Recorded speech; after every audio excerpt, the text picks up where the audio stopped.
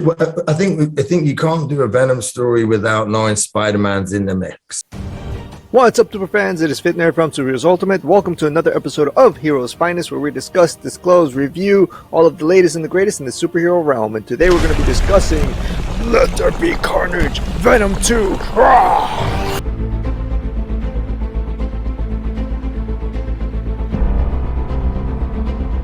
Warning, there are going to be tons of spoilers ahead, so if you've not seen the movie, then pause this video and come back to it after you have seen it, because we're going to discuss the future of Venom.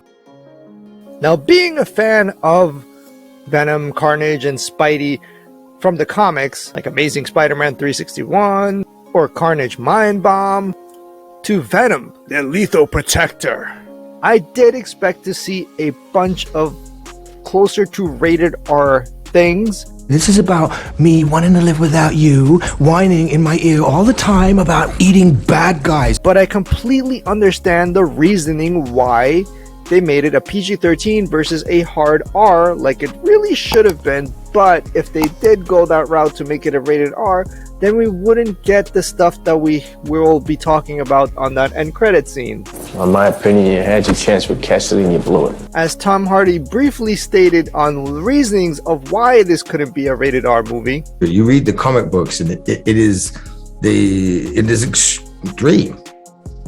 But that's not what we're here to do. You know, we came here to make a movie which you know, and you correct me if I'm wrong. I mean, there's a law, you know, and a rule into creating a movie that's accessible to a lot of people, as well as that caters for everybody, including the hardcore fans. So I hope the hardcore fans at least take home, they look at Carnage and go, yeah, I recognize Carnage from the comic books. I'm happy with that. To come in at a level of rating which is, you know, reputable, so that the grandma can go on.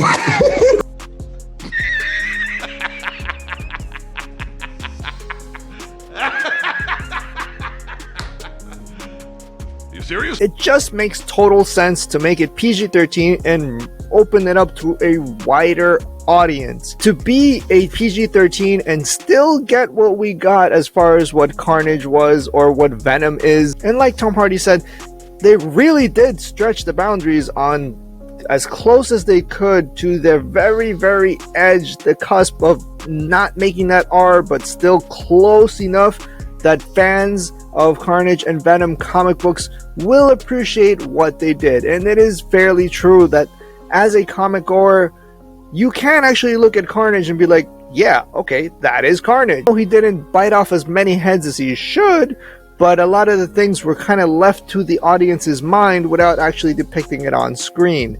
But there is a payoff to the reasoning of why it wasn't so violent.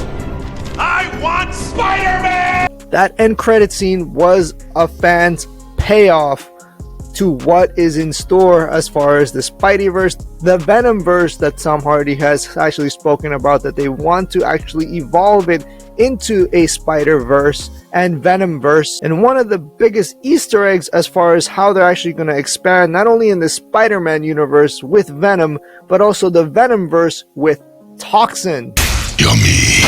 As soon as those eyes lit up on Detective Mulligan, as we know from the comics, Detective Patrick Mulligan was the first to actually be Toxin, which is the son of Carnage. And now that we have the multiverse completely out of whack in every angle of the MCU, all because of the consequences of what happened in that last episode of Loki. Now, a lot of people have been speculating that this was probably because of the Doctor Strange spell, but it doesn't make sense that it would have to do with that Doctor Strange spell, because the multiverse has already been broken. And the news report that Venom actually comes across when he crossed over into this universe where Tom Holland is actually the news report that we see at the end of Far From Home. So it definitely doesn't have to do with anything that happened in WandaVision. It doesn't have to do with anything that happened with Doctor Strange. It doesn't even have to do with what Venom was talking about all the 80 billion light years worth of knowledge and stuff that he was basically hinting at. And quite possibly they may be inkling into that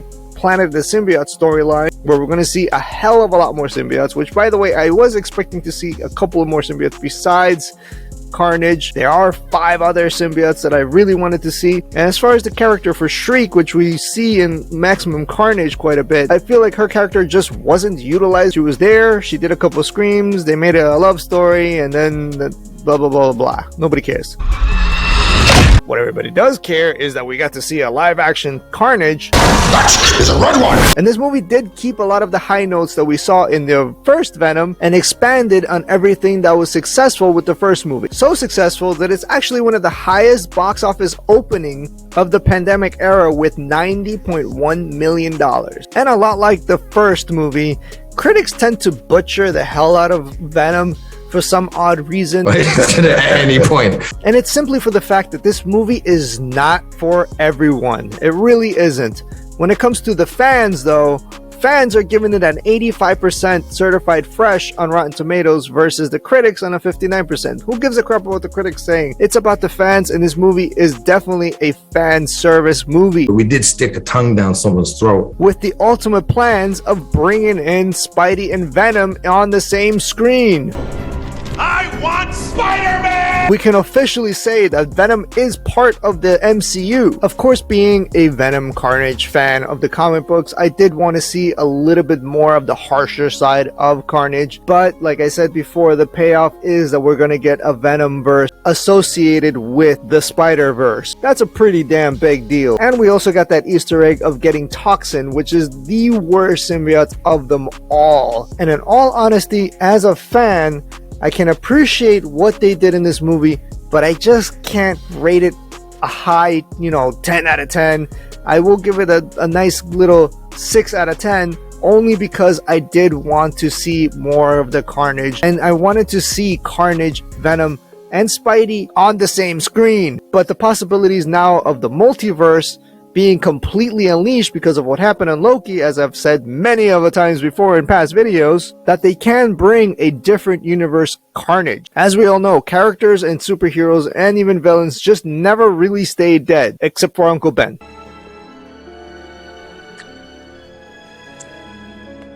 There you have it. Venom was a hit with fans. I definitely appreciate everything that they did with this movie. Carnage looked absolutely amazing on screen. And I can't wait to see what they're going to do with No Way Home, which looks to be like Venom is actually involved with No Way Home. What do you guys think about Venom Let There Be Carnage? Was there enough Carnage for you? There was plenty of Tom Hardy in this movie, and Tom Hardy really actually got to shine as Venom in this movie, which I love. Drop it in the comments below. As always, super fans, if you guys enjoyed this video, don't forget to smash the subscribe button, give us a like, turn on the notifications, and if you want to show some support for the channel and get some of our official partnered up YouTube merch, which includes t-shirts, tank tops, mugs, totes, stickers, face masks, and so much more. So if you want to check out some of our latest official merch, take a look right below the video. And collectibles, I place the links in the description below. Until next, superfans, this is Fit Nerd. Over and